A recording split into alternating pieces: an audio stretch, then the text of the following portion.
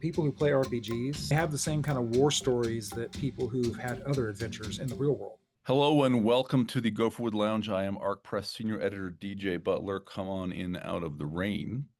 Before I get started with the conversation with today's guest, I want to remind you to like the video, subscribe to the channel, hit the notification bell, come to the arc.press website, sign up for our mailing list. Actually, it's a very exciting day. We had like 800 people sign up today. It's kind of been a bonanza. And come follow us at X on X at arc_press. All the usual things. Today here with Ben Gibson, who is a master of adventure. We're going to explore some of the various senses in which he's a master of adventure. He's kind of a Renaissance man, master of adventure. Does more than one thing. Ben, welcome to the lounge. All right, thanks. Appreciate it, Dave. So, love to get a little bit of background about you before we kind of get into some of the adventure of the evening. What would you like us to know about yourself? Well, I mean, my biography is a fairly standard one. I work as an engineer contracting. I do space industry stuff now. I used to do DoD stuff, so I'll go all over the place, nerd wise, and is pretty typical for a nerd, especially a nerd who lives in Huntsville. I am big into gaming. Mm. Uh, I've been running. Pathfinder was actually what I started with, of all things, but that won't mean a lot to a lot of people. D&D is what people usually call it, and so if somebody asks what do you play, you say D&D because that's what culturally everybody Sure. says. I'm sure you do it too. Sure. Even if especially if it's something like actually Adventures in Tecumel or Ars Mhm. Magica or something, nobody has heard of it. So yeah, Right. you say Yeah, D. but yeah, they just say that Stranger Things thing, right? And like, yeah, sure. Yeah. Yeah. Although I think it's interesting, Ben, how you're younger than I am. You must be like 45, 40, 40. 40. Yep. Okay. So you did not live through the Satanic Panic, or you did it as a very, very small kid. I was young. You were young. I have to say, I was a teenager. So it's been very strange in the last 10 years to see Hollywood actors showing people their, D&D lounges and custom-made D&D tables and suits of plate armor standing in the corner. And to hear people playing, Bible D&D and right, the culture has really moved from where it was when I was a kid and first started playing these games. So it used to, yes, it is true. There is a 900-pound gorilla in the industry, and you introduce it as D&D to most people, but it used to be much worse. That's all I'm Mhm. saying. It used to be much worse. Yeah, and people still, I mean, people have their cultural, I mean, it's become huge culturally, but the Satanic Panic, fortunately, has kind of been left behind. Actually, so I have a huge campaign, which we'll talk about, but probably 90% of the players are from our church. Yeah, So, like, again, we're in a nerd city, so that's going to select somewhat, but it's a yeah, bunch of us guys from the church and a few yeah, gals from the church. So yeah, I'm glad that's gone. yeah. For it's a better world. I'm with you. So you're in the Huntsville area, and you're an engineer. So you are an aerospace engineer specifically, or I'm actually a systems engineer now. okay, My degree, actually, I have degrees in physics and electrical engineering, but yeah, you know, you nope, I don't know anybody who works as a systems engineer who started that way. yeah, Usually, you start in something or other, and then you kind of evolve into it, and that's what I've done. yeah, yeah. Interesting. Um, Okay, fantastic. So let's map out at a real high level, first of all, quickly, some of the senses in which you, Ben Gibson, are master of adventure. So one of the things I think we'll probably spend relatively little time talking about is that you are one half of a writing duo. This is how you and I have met. Mhm. And can we name your writing partner? I'm Oh not yeah, Karen's fine to be named. Yeah. Okay, fine. So, with your wife Karen, you write as BK Gibson. Um, and also you post on X, so the BK Gibson Writes handle Mhm. is a shared account. And is it fair to say that you write fantasy? Is that Fantasy is the biggest part of it. We're not adverse yeah, to sci-fi, and we do some sci-fi stuff, but yeah, fantasy is probably the largest chunk of what we write. yeah. Do you ever feel like you're missing a trick by being a systems engineer in Huntsville, Alabama, in the aerospace industry, and you're writing about guys with swords and chainmail rather than about, astronauts left behind on Mars? Well, part of my job is making sure astronauts don't get lost. That's yeah. My job is to make sure there's not disasters that Yeah, happen to astronauts. Some of it is, I mean, I guess I always liked it's I grew up liking both stories. I grew up loving both stories. You'll see with a lot of space nerds, they are kind of both. They love history as well much as they love new space stuff. And the two of them will kind of merge together. Of course, C.S. Lewis showed that you can be both. You can be a fantasy writer and a sci-fi writer. yeah, And yeah. Okay, fair enough, fair enough. Um, so I think what we're probably going to spend more time talking about is gaming. And we've had game designers on before. I think principally you're not a game designer in the sense of someone who designs new game systems, although I think you have done that. But I think mostly you are a creator of adventure is the way to think about you. right. And that's not the way to make money. Just if anybody is okay, going into RPG is not usually the way to make money. Yeah. But if anyone that wants to go into RPGs Yeah. and wants to make money, the biggest way is to design your own system to Yeah. be not D&D, to do something kind of your own stuff. And there's so if you're going to do a fantasy story, might as well use D&D. I've hacked a D&D offshoot called Pathfinder into kind of my own system, which I do have out for free because that's what I use most. But the people who And there's really and make Pathfinder has an open license, so this is yes, this it is not does. an act of piracy. This is a No, good thing. yeah, all of these, and that's kind of an important thing. All of the more recent D&Ds have something called the OGL, the Open Gaming License, where basically game mechanics are not something that you can copyright. You can copyright IP. So if you say a mind flayer, or I think a drow, those are D&D things. You have to have a permission from Wizards of the Coast to write yourself a novel set in, Drizzt Do'Urden's place. But if you have a game mechanic, roll a d20, that's a die 20, 20-sided die, and hit a certain number and succeed, then that's not something you can copyright.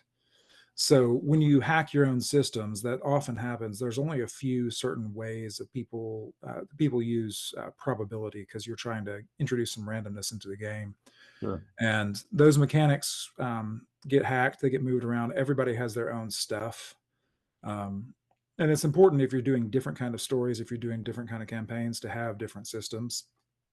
So that's kind of the new niche. If you want to get something new, if you want to have something fresh that will sell, then you can get a new system that has a bunch of users. But if you want to give something that are usable at the table and have people enjoy a story, that's when you write an adventure. Yeah. And that's kind of where I started. And I There's try to be useful on that. Yeah, go ahead. You're going to ask. Yeah, there's some basic economic logic here, right? So, by the way, RPGs are role-playing games, not rocket-propelled grenades. We're talking about D&D and things like D&D, right?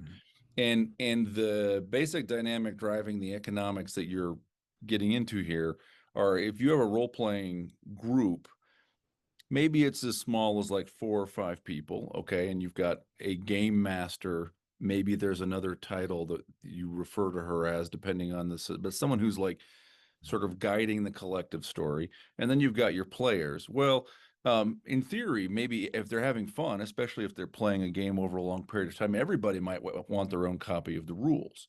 And so printing rule books can sell potentially a lot of copies. And by the way, also, And this is another difference from when I was a kid. When I was a kid, these things were sort of flimsy, staple bound, paperbacks. There were generally illustrations. They were universally, um, I mean, bad objectively. I feel fondly about them. I'll see illustrations to this day and be like, oh, that's in, AD&D's player handbook, right? Or that's an illustration from Rollmaster, right? Or whatever. But they were just simple pen and ink line drawings, super amateur. Um, Maybe the cover got a good piece of art, right? That is just not true anymore. Today, the expectation is, um, uh, not universally, but very commonly, very art heavy books, a lot of design, really beautiful interiors. Um, and with that has come a really different price point. So you can expect to pay sometimes $60, sometimes more for a big gaming book, right? So this is where the money is in role playing, to the extent there is any, is if you can, sell 5 or 10,000 copies of a $60 book, that's pretty good. The problem with being the guy who designs adventures, or the person who wants to publish adventures, is the economics are not the same. A, it's much smaller, um, and B, uh, it's generally sort of one use. The group will do it once, and probably won't do it again. It may, but probably, 10 years later you might come back to it, but probably not, right? And so the interest in art is usually much lower. So usually these are much more simple. And the only person who should have a copy is the game master. If anybody else has a copy, then then they know all the twists and surprises in advance, right? Don't go in there, it's a trap. Oh, don't trust her, she's not really on our side, right? So you're selling to a much smaller audience, and rather than a product, a game, a rule book, a big setting book, you might see hours and hours, hundreds of hours, thousands of hours as the group is kind of exploring, building their own stories around in it. But like an adventure, or what we might call a scenario, you're going to go through it and that's it, right? And so therefore Right. you're not charging 60 or $70, and you're not selling to everybody at the table. So why on earth, Ben, would you do this? Why would you be a guy that designs and publishes adventures? Well, so actually, there is a solution to Yeah. your economics problem, and it's something that Wizards of the Coast, which is kind of it's your 800-pound gorilla, Mhm. and the second biggest publisher is Paizo, who does the Yeah. Pathfinder system, So Wizards publishes, they're owned D and by D. Hasbro, and they publish Mhm. D&D, which Yep. is the big one. Pathfinder is a couple of editions ago. Um, the D&D designers took a dramatic turn towards making D&D really something more like a board game, or like a Yep. miniatures war game, and a lot of Mhm. people didn't want it. And so Pathfinder was some of the people, some of the D&D design team, I think, Yep. basically created a D&D clone. And that is Yep. probably, um, I mean, I actually think globally, the sort of number two role-playing game in terms of like global sales and fame is actually probably Call of Cthulhu, which is entirely Mhm. different. But Pathfinder is very popular, and in terms of like fantasy games, D&D and Pathfinder are your probably your two biggest, and they're Well, very. I'll agree. Yeah, so Call of Cthulhu, when you've had Sandy Peterson on, Oh yeah. he's probably number two for system. What Paizo and Wizards of the Mhm. Coast decided, though, is they started publishing adventures, Mhm. but the adventures got bigger and more art heavy, Yeah. and less about room by room keys and more about this is the story that happens. These are the NPCs that you interact with. That's non-player characters. Mhm. It becomes more and more of a story. Mhm. So what they started doing is they started making these adventures not to be run at the table at all, ideally, but they wanted them to be read. Paizo discovered that something like 95% of their audience, their adventure path audience, never played them. They bought them and read them and I see. imagined it. I see. Yes. Not read collectively, read by Yeah. the purchaser. Right. And so they would, they buy these things and kind of imagine playing. Yeah. I kind of wonder. there's part of me that suspects the lit RPG thing, Yeah. that was a precursor of that, actually. It's people Super interesting. imagining going through an adventure. You know, it's almost Super like solo playing, and that helps your economics. So that helps the economics question. You're not going to game masters even, even a little bit. You're going to people who want to buy something and imagine it and see pretty art. readers. Yeah. Yeah, readers. So I made the foolish mistake, I guess, of I want to do things that are actually played at a table. Yeah. So my desire, I love writing adventures. I loved writing campaigns. I don't like those big, heavy adventures. I've run in other people's games who do that, and they did a great job, but they were struggling against it to make an actual game out of it. Yeah. What You I mean like to do, like White Plume Mountain or something? Like yeah, like that's the classic, but I mean like more modern adventure stories. I'm not very picky. I'm very picky about what I run, but I'm not picky about what I'll play in. If a friend of yeah, mine will run something, I'll run almost anything. yeah, But the what I like to do is I like to design adventures that can be played. So that is a mixture of creative writing yeah. because you do have a story and a setup, Mhm. and you have a world that people are going to interact with. But it's also technical writing. It's something that has to be a manual as much as it has to be has to be a story. It has to be something that, the guy who's suffering at the table can, either with his iPad or with his printout or whatever, he has to be able to quickly look at the map. He has to quickly look and see what's in the rooms. He wants to be able to quickly access what the monsters are. He wants to be able to move around stuff. Mhm. I want it to be usable. I Yeah, want it to be something that gives freedom, but also has, fun stuff for people to discover. So the first adventure I published was something called The Fall of Whitecliff, which was it was a small one level 1 to level 4 campaign. It yeah. got really good reviews. Everybody it had excellent reception because I did keep everything so small and tight. Um, it had a long story. People could use it for playing about. You would probably go about 12 sessions in it to finish out the campaign, basically, or and then dump you out into something new. But it was only 20 pages. You know, I want to make sure that it's something because you were looking for something that's usable as well as something that is fun and interesting. There needs to be a story, but it needs to be a story that gets played because the appeal of RPGs is not I have this cool story I want to share with you guys. The Yeah, the thing is, so here's a setup, here's a potential thing that can happen, yeah, and a bunch of other people are going to see if they can solve what's happening, solve problems, look at yeah. things. They're going to want to have an adventure by having that experience of overcoming things. They want to, they're fighting monsters. If you look at psychological testing, people who play RPGs, they have the same kind of war stories that people who've had other adventures in the real world. As far as their, Mhm. psychologically, it's the same thing as me and five other of my friends have gone on this trek over Harrowing Mount camping Doom. trip or whatever. Right, because humans are terrible about discriminating between stories and what actually happens, This is super especially interesting. if they live it. Yeah. Yeah, there was I forget his name, but there was a researcher. I do some corporate training, and in that context, I read this description of a study where a researcher took 50 people and he taught them all the same line on the piano. And he took half of them and sat them at a piano and attached electrodes to them and had them play that line and measured what he saw. And then he had half of them sit, close their eyes, and imagine playing the line with the same electrodes.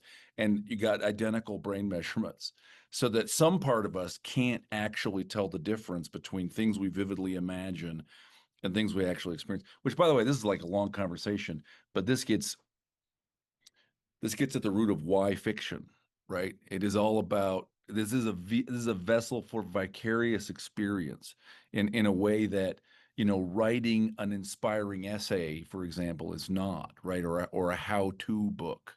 Um, look, this is super interesting. One of the things I think okay, on the one hand, the sort of like you say, White Plume Mountain is sort of the classic. A lot of the classic sort of D&D kind of adventures are basically big puzzle mazes, right? This is what the dungeon is in Dungeons and Dragons, and you wander around, and like there are devious traps and monsters that may or may not have a coherent logic explaining why they're all in this dungeon together, right? Um, Although, man, the best of them are fantastic. I don't know if you are familiar with the world of Glorantha at all, but like Snake Pipe Hollow is this classic dungeon that has multiple layers of back history, and there's a reason why everything that's there is there. Um, uh, but that's sort of I think one of the best in class. But that's a kind of if the whole experience is constrained to the is restricted to the dungeon, it's fairly straightforward. You know, we're going to move around, we're going to try to make sure we have light, we're going to stop and eat and sleep when we have to, and we're going to fight the the orcs or the brew or whatever the monster is when we do. But I think where you were going was discussing something significantly more freeform, right? Getting into this a space that I have generally use the term sandbox gaming to talk about, which is absolutely the space always it is generally the space where my group is, right?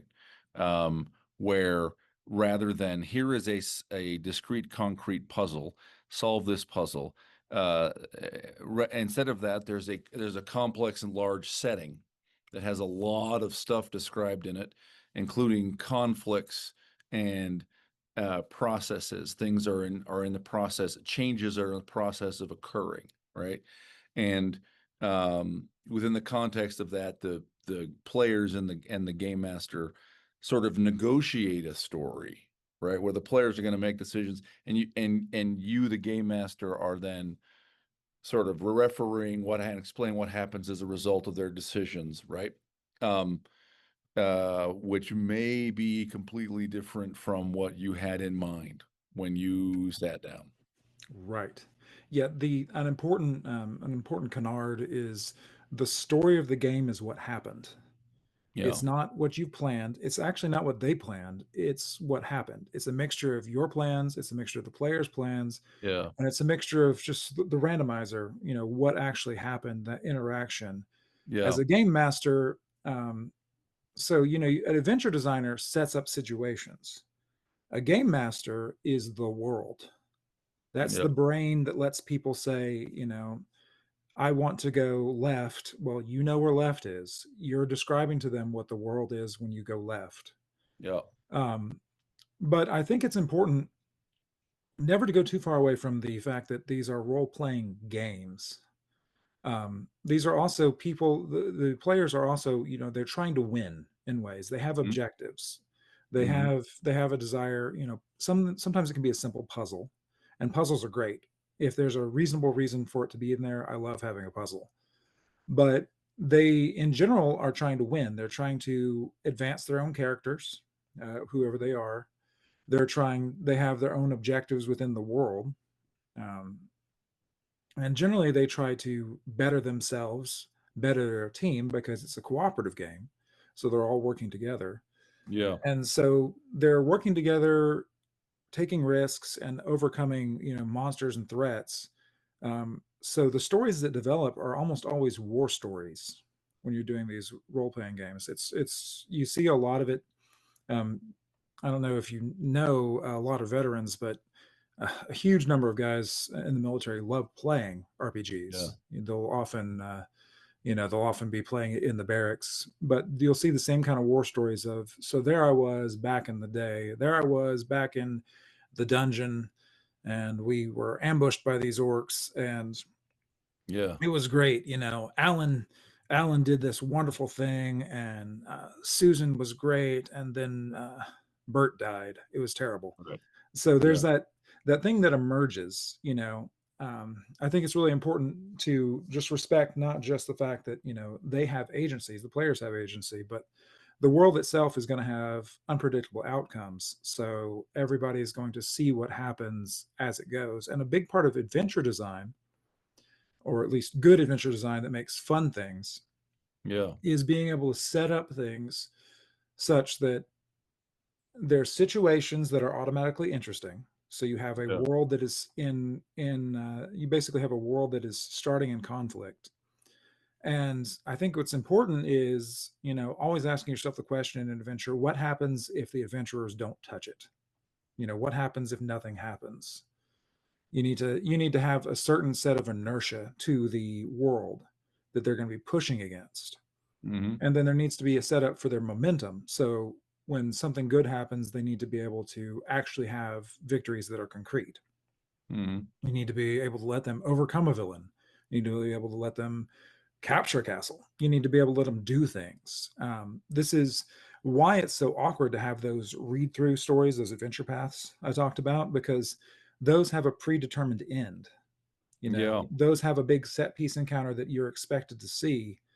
And I like having a set piece encounter that's potentially there, but there always has to be the chance that they never see it. There has to be the chance that they circumvent it by being clever or by Yeah. being really stupid, which is more often because I have right now in the game, the big game that I'm running, there is a big ancient city that had all kinds of cool and interesting thing to explore.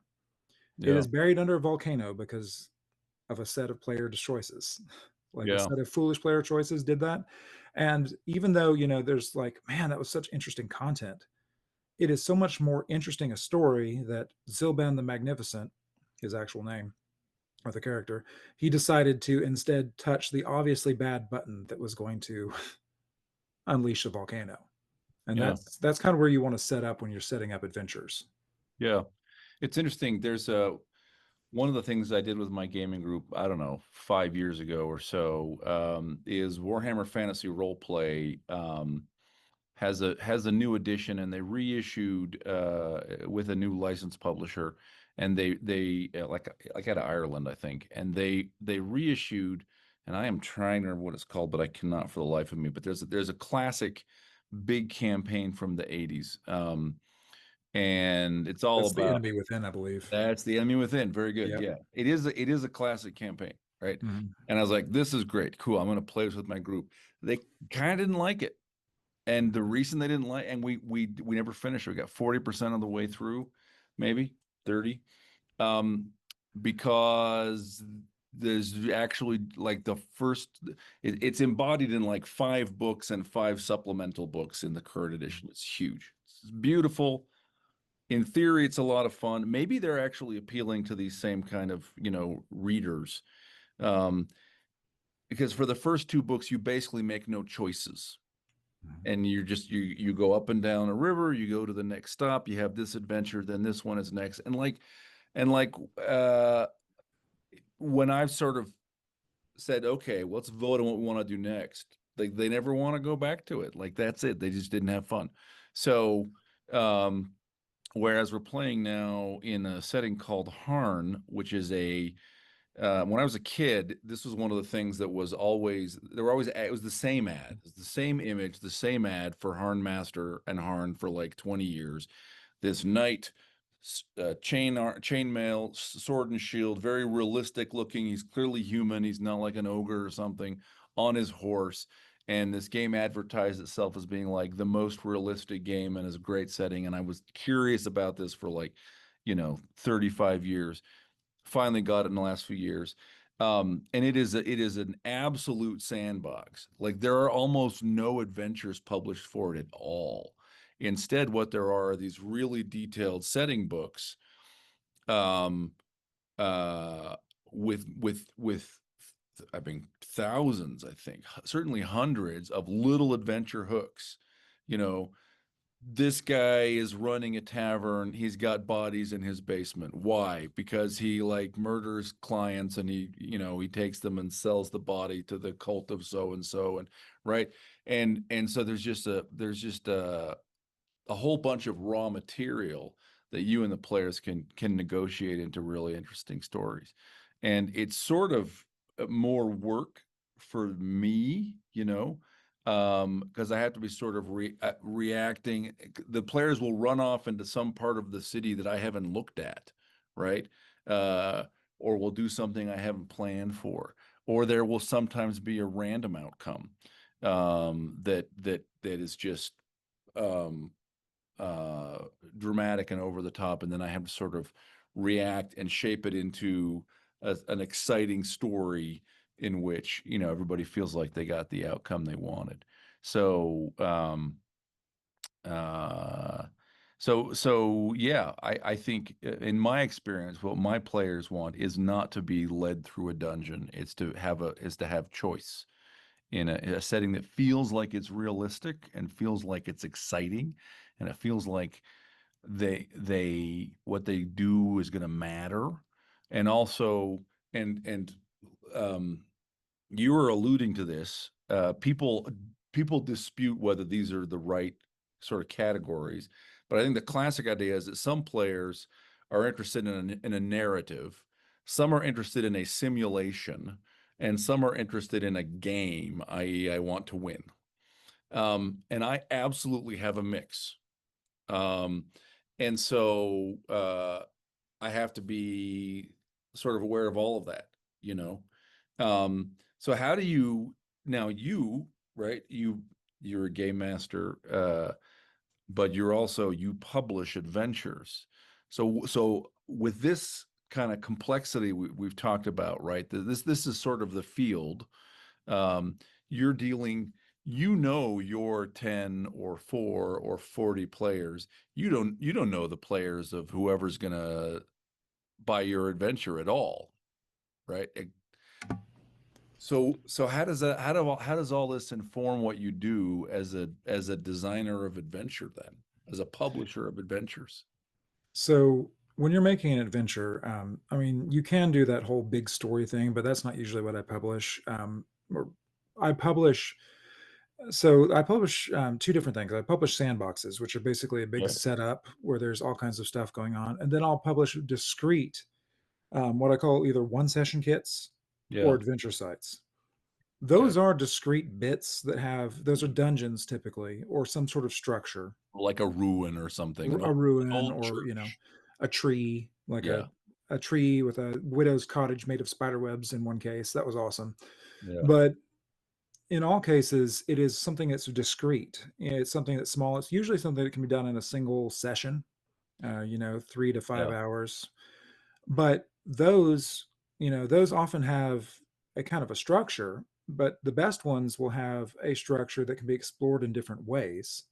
So even though it's static in that sense, it also, there's different ways to explore the discrete dungeon or whatever. And there's something that can be put on a bunch of different maps. Yeah. So, I have my own distinct campaign world that I run. Mhm. It has its own distinctions. Everybody else has their own stuff. There are some big published settings that everybody has, but most people speak a certain common tongue when it comes to certain fantasy settings that you can usually assume. Um, or if you don't have exactly right, you can adapt it. Like somebody was just telling me they ran an adventure site of mine that had bandits attacking a dwarf village, and they said, we have a bunch of orcs instead of bandits. Okay, doesn't make a difference, but that worked. They made an adaptation for their world. Sure. Um, and some adventure writers try to design something that's called system agnostic, which means it can be run. We're just going to tell you the story, and it can be run in anything. Uh, That's actually usually a mistake. What's okay. best is to write for a specific system, Mhm. and then trust whoever's buying it and running it can adapt. Figure it out. Yeah. It's a lot easier for me to adapt something that is written for example, Harn. Yeah. If somebody has something that's written for Harn, like a site that's written for Harn, I can look at the stats, I can look at the game parts of that, the Yeah. assumptions, and make my own adaptations for my own system. Sure. Whereas if it's written system agnostic, there's actually what you're doing, and this is something I criticize when I'm reviewing adventures. What you're doing is you're giving homework to the person who's buying your product. Yeah. You know, you're giving me homework at that point. It's really easy to adapt. If I have to go and kind of like, well, okay, so there is a generic force. What does that do? What is Yeah. force A? That's nothing. That's hard to do anything with. So it's usually good to write it, and that's why I said there's that technical side too. You touched on GNS theory, gamist, narrativist, and simulationist. Um, there's some criticism of the theories, but and a lot of research has been done on this too. You mentioned it's a smaller set. Um, it's not entirely. Game publishing in general is 15% of the publishing industry. So there Mhm. are a lot of people who do a lot of games. And there's been a lot of research in game theory. Um, so it's pretty well cited that some people are like some people want that narrativist, they want that story. Some people want a game, Mhm. some people want to figure things out, and some Yeah. people want a simulation. They want that realism. They don't want a funhouse dungeon like White Plume Mountain. They Sure. want they don't want a how did the dragon get in here? There's no entrance big enough for a dragon to fly in. They want there to be a reason for everything. But in all cases, if you kind of write realistic, if you write situations that are overcome with game like thinking, I think about my dude doing this thing, then you'll see narratives emerge. And actually, everybody likes every bit of that. That's the appeal to kind of everyone. But people have different priorities. But you'll see if you kind of write the right situations and the right setup, everybody's happy. Everybody gets excited. The gamist guys love figuring out why the water is at this level and how to fix it so that if you like break a dam, then the water level goes down, then they can access another level. Whereas the simulationist guys are like, oh wow, this is realistic hydrology. This works. And of course there'd be dried out, dire octopus here. And then the narrativist guys love the fact that, oh wow, there was an ancient civilization that made this dam that dammed up that drowned this site that we're now looking at. If you're doing the right kind of design, then you'll see all of that. And so you can see where I say there's the creative writing aspect of it, but there's Mhm. also a lot of technical writing and just thinking through the game side too. Yeah. That's where it comes.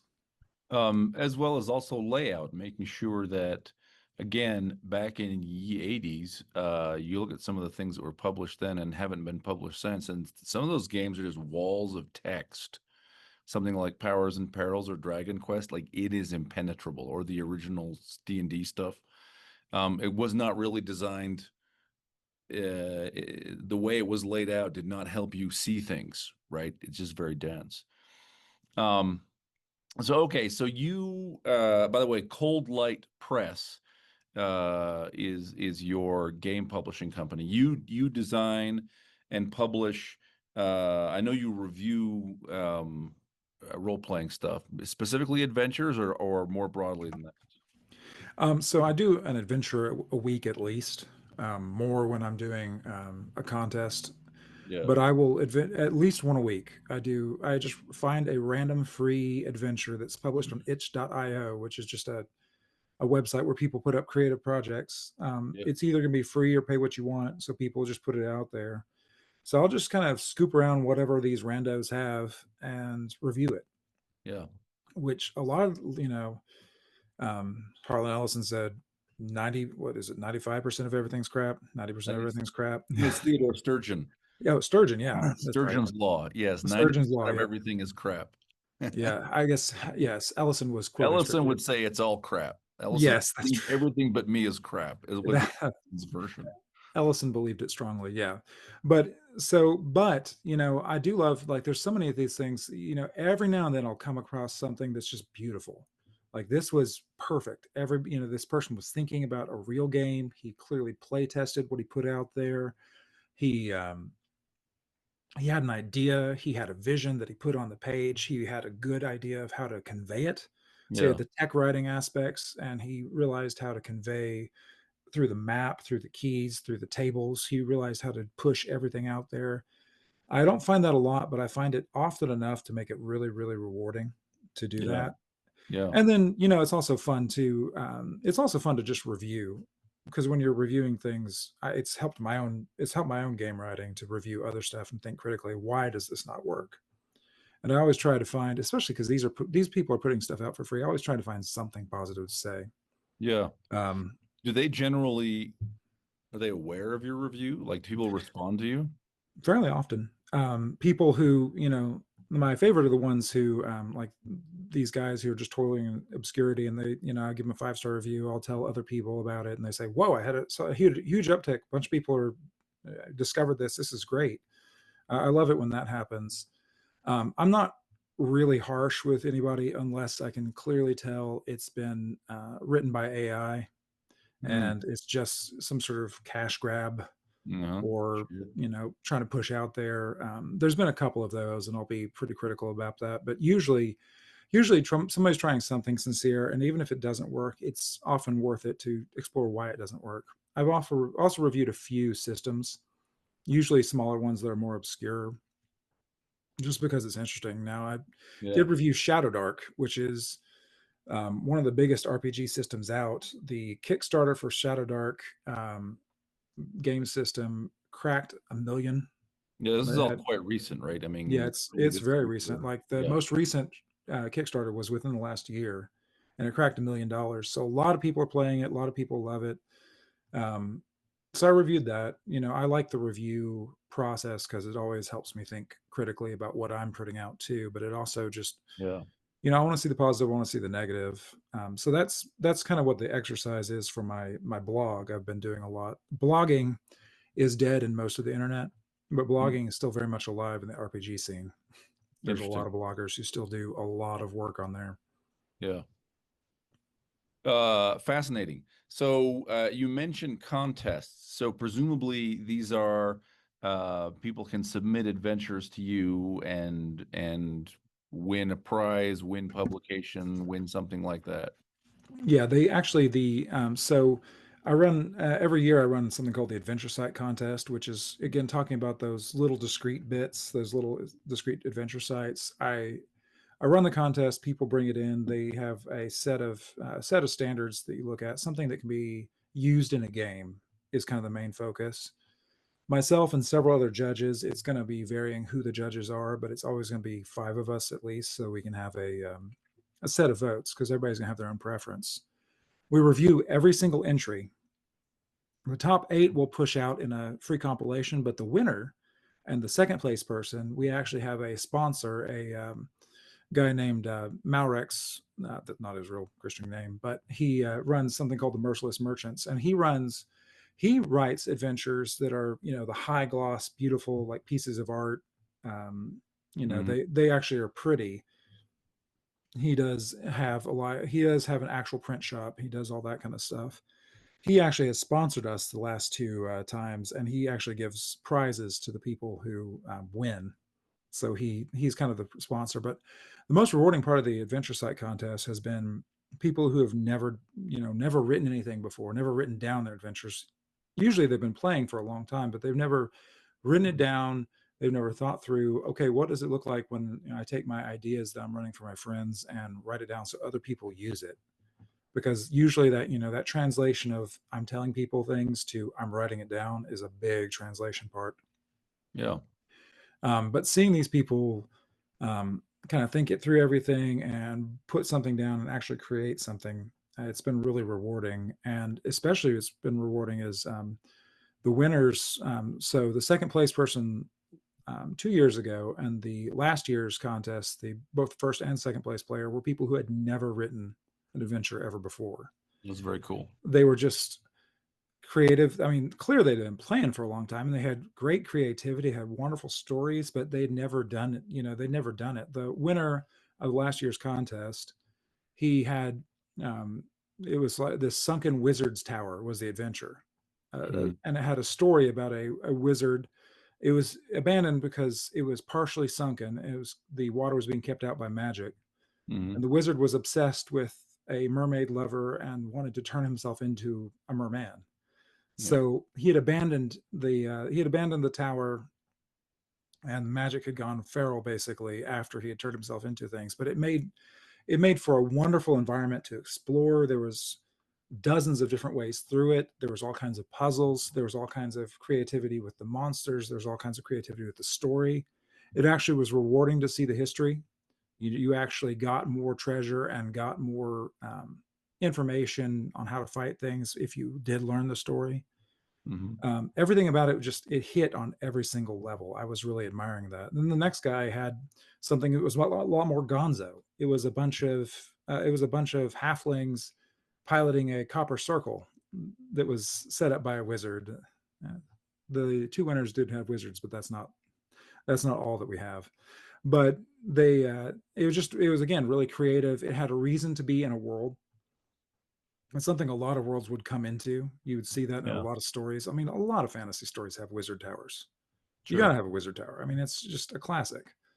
And so, but why is this here? Why is it abandoned? Why should we go here? What's there valuable for us to find? That's all kind of the questions you should be asking, because players, it does best when you have, some people write adventures, and when they write adventures, they put it in front of their players. And the reason why everybody plays is because, well, darn it, this is what I have, and we're playing D&D tonight. Yep, So, guys, let's play through this. And that can actually be kind of fun. I mean, people like playing with their friends. There's a lot of appeals. There's the sure. whole GNS, but really the first one is socialization. Everybody likes spending good time with friends. You'll drink too many sodas and eat too many chips and have a good time around the table. That's good. That is something essentially human too. Yeah, But it works even better, and it's the stories that stick with you are the ones where the players are motivated. So that's one part of it. The people, the humans, are motivated because they want to see something, and then the characters are motivated. So the dudes that they're pretending to be also have motivations for going into things. So a big part of the secret of adventure writing is to have something that both the people around the table want to see, but also things that their characters would also want to see and want to go into. That's yeah, the most fun because, you know, and you're assuming that they're adventurers. You're assuming that they are bold people who want to risk danger to get rewards, because those are good protagonists. Because sensible people would look at a abandoned wizard tower and say, you know what, I'm good. You know, right. I'm gonna go we're back to my fine. shop. Right. Yeah. Um, Fascinating. So if people go to the website of Cold Light Press, do you sell the adventures? Are these PDF downloads? Uh, Yeah. what way? So what I do is for the contest, I publish all those as a free compilation. Mm, But I publish specifically the contract that I write is basically all authors have the rights to their own stuff, and at any time they can, all of it they have the right to at any time use and pull and release as their own. There's some people who have just pulled, who have expanded their dungeon into this own story, and they have their own product now on Drive Through RPG, which is that's the big web store. sure. But you'll see these compilations to get an idea of what the adventure site contest is about, because I want, all of us wanted to release something that's good for the community, what's good for the people who are running sandbox classic adventure games. You need something. People are going into this hex. A hex is kind of how you divide up a map. Sure. There's a forest. It's a forested mountain hex. So what would be rational things to put in there? Well, that wonderful mentioned dungeon, which is a cottage made out of spider webs. Like, it looks like a fairy tale cottage made out of spider webs. You know, it's something that you or I would probably sensibly go, no, I'm good. But any adventurer worth their salt goes, okay, there's a fairy tale cottage, and there's a woman on top of it saying, "Come here, dearie. We know Yeah. that's dangerous, but we're gonna go." Yeah. And therefore, we're going to go. Right. Um, yeah. Fantastic. Now, one of the things you and I were having a little conversation kind of to orient before we hit record. One of the things you said is that at least some of the gaming that you do and use this term that was unfamiliar to me is West marches or West marching, and tell me about that. In context of the stuff we've been talking about, it sounds to me like you're talking about on the one hand as a very free form kind of gaming, on the other hand potentially kind of long, very loose stories, but like a long commitment, like, hey, we're gonna go explore these characters lives for years. Am I tell correct me, help me understand what we're talking about here. All right, so you just did the thing that the publishing industry. I'm sure you hear like there's that wince of, let me tell you about my book. I'm always hesitant because in the gaming thing, it's let me tell you about my campaign because everybody Yeah, has that enthusiasm. But yeah, the West Marches concept, Ben Robbins is the man. He's the designer of Microscope, which is a pretty good game, like a world building game. He is the first one who kind of popularized the term, but basically he had a map which had marches, like marcher lords, like the old Welsh sure. border. Yep.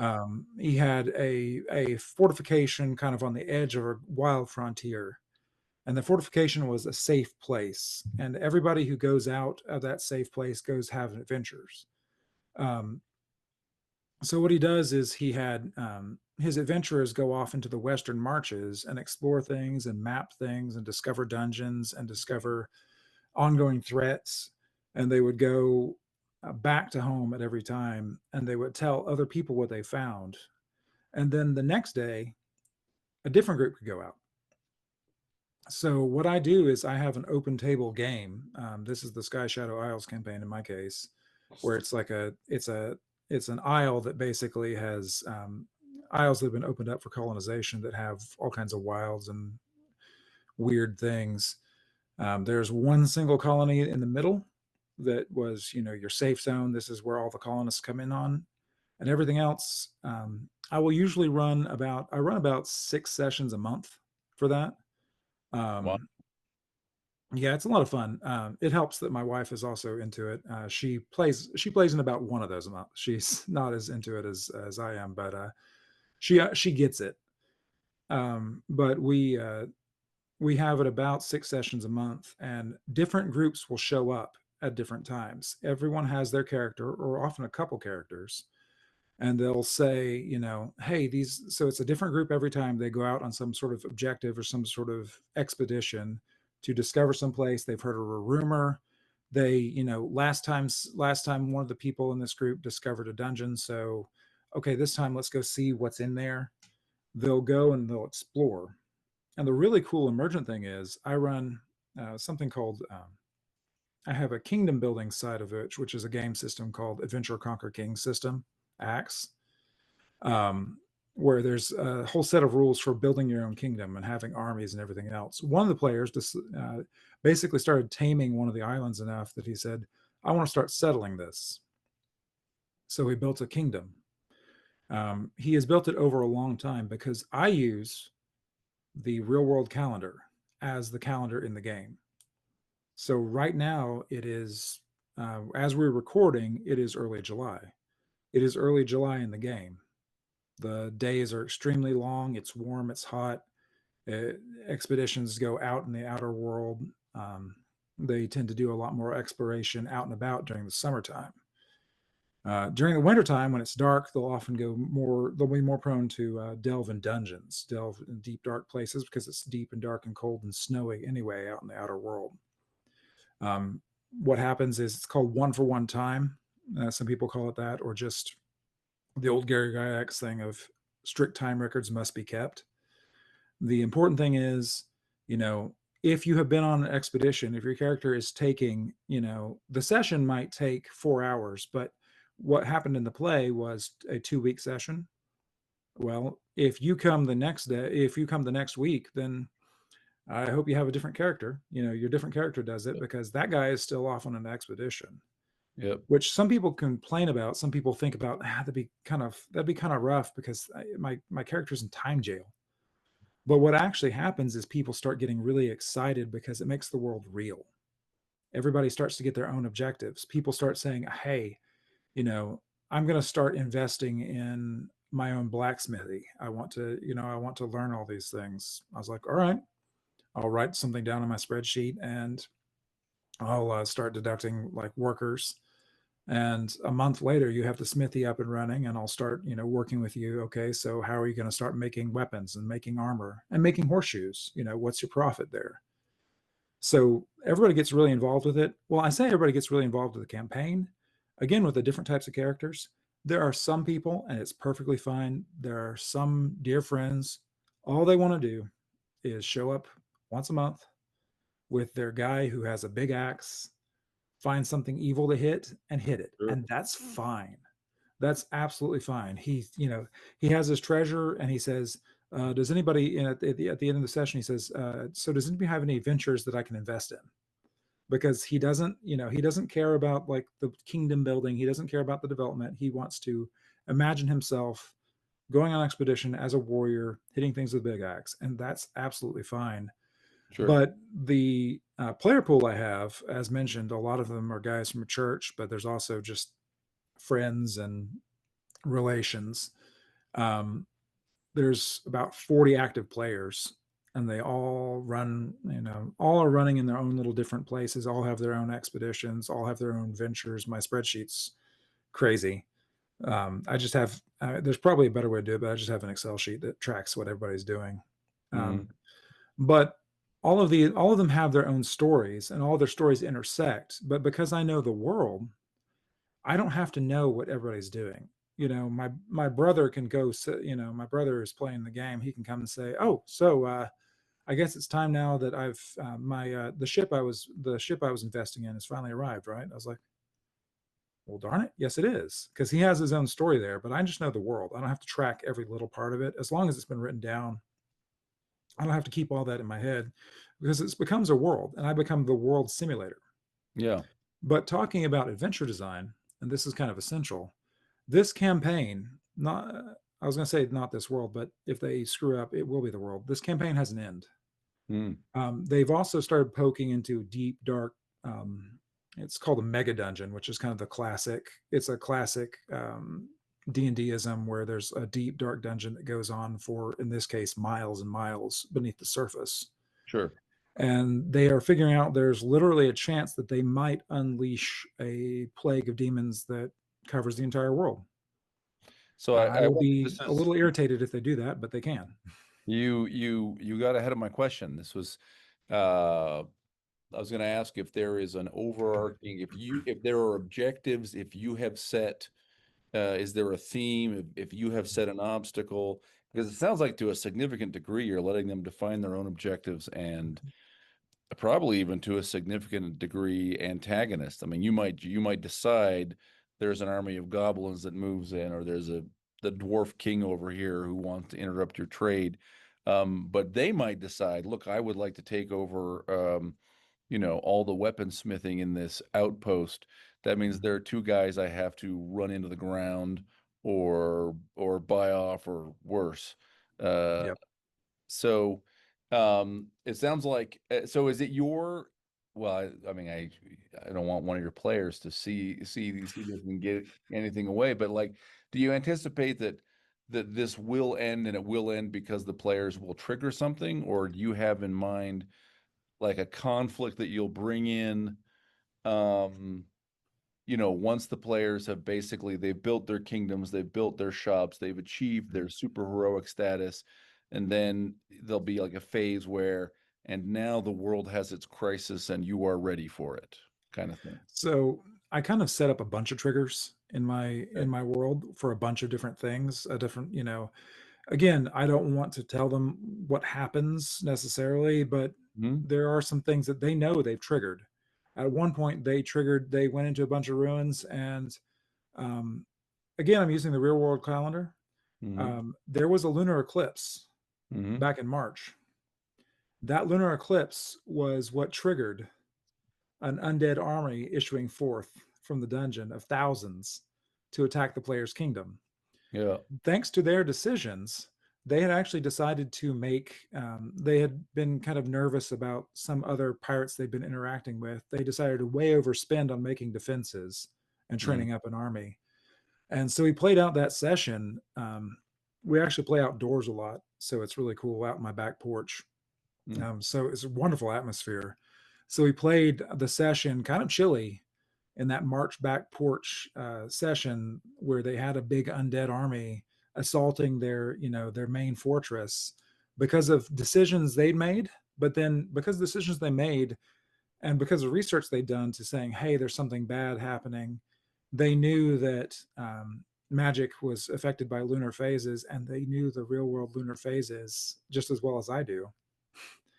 So one guy goes, "The lunar eclipse is coming up, guys. Let's pay attention to this."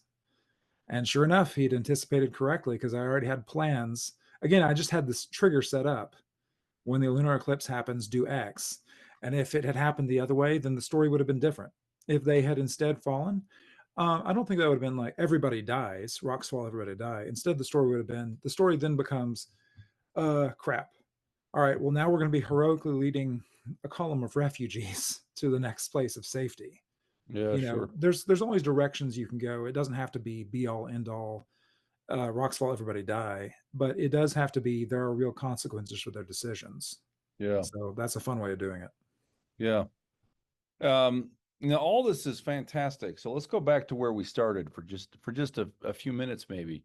So, like, to what extent does this have to do with the stories you write as a novelist?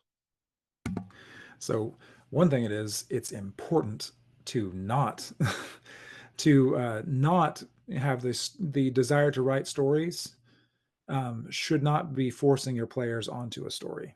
You Mm-hmm. know, running a game, you should always let everybody there at the table have a voice in it. Mm-hmm. And there are some game masters who should be novelists. Mm-hmm. You know, they should be writing their story instead of having everybody just kind of sit through it. Um, I've always liked creating worlds. I've always liked, noodling on imaginary things and creating stories as well. It's kind of interesting. I don't. My wife has to take care of kids, so Karen's not here right now. But Karen and I were talking earlier. We have a question and answer way of coming up with our novel plots, Yeah. where we have a setup. We usually have a setup and inspiration initially, and we have a set of characters. But then we'll kind of ask each other back and forth. We'll kind of say, "So here's a problem that comes up. How would this person deal with it? How do I expect this person to deal with it? What's interesting?"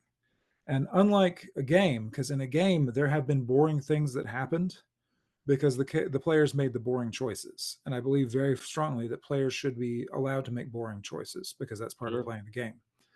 But in a novel, the more interesting choice is always what should happen. It always should be, Yeah. what is the way, what's the mistake that's made that makes to a more interesting story? What is the good decision that makes a more interesting story? Because usually you have an end point and usually you have a beginning point.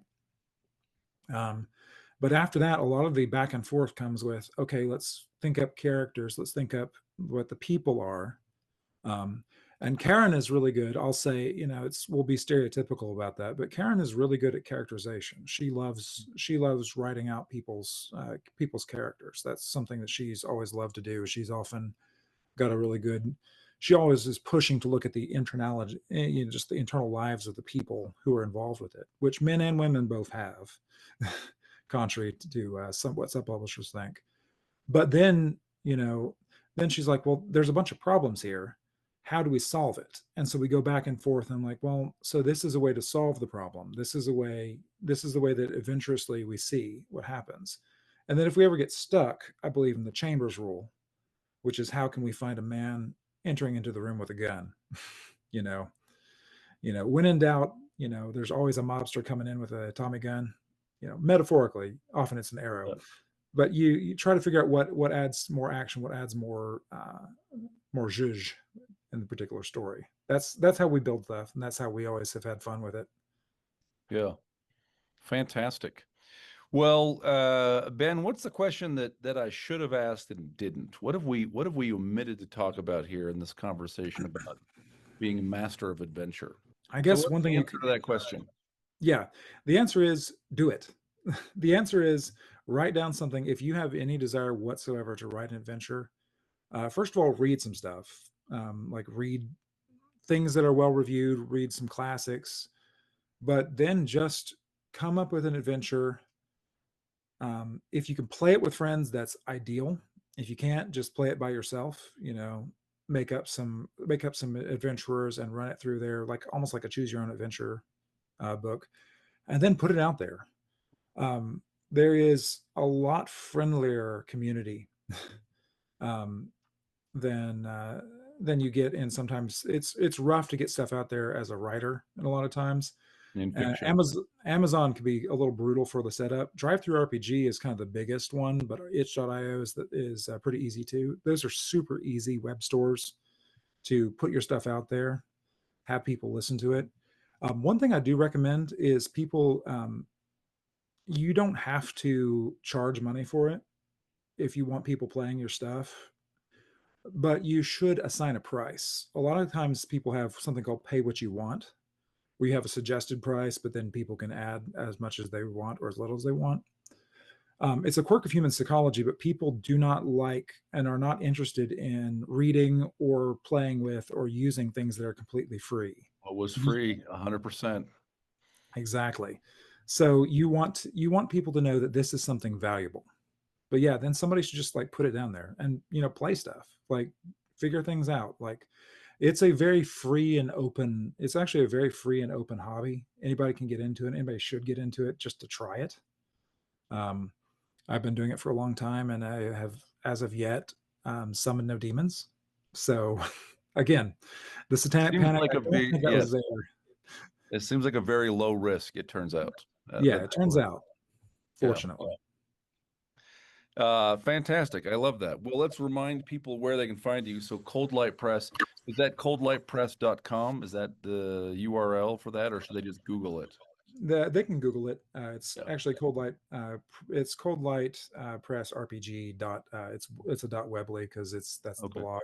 But they'll see that if you have my X linked, I also have it there in profile because Okay. we associate that with it. But Okay. yeah, people can come check my stuff out. But also, I just love for people to create. I'm going to be running the event site again this year, probably in November. Always Okay. starting to get things, but I always encourage people just try their hand at it. Try pushing that thing out there. And if someone wanted to be notified, is there a mailing list they ought to sign up for, or should they just follow you on X to be told that the contest is open? Follow me on X. Look at my blog. I do have a mailing list for anybody who's purchased one of the adventures or downloaded one of the adventure site contests. But yeah, if they follow me on X, I definitely am going to be talking about that. Fantastic. Fantastic. Well, Ben, thank you very much. I really appreciate it. It's been an interesting chat for me. And for those of you who have been following along, look forward to seeing you next time in the Gopherwood Lounge. Remember, the humans win in the end.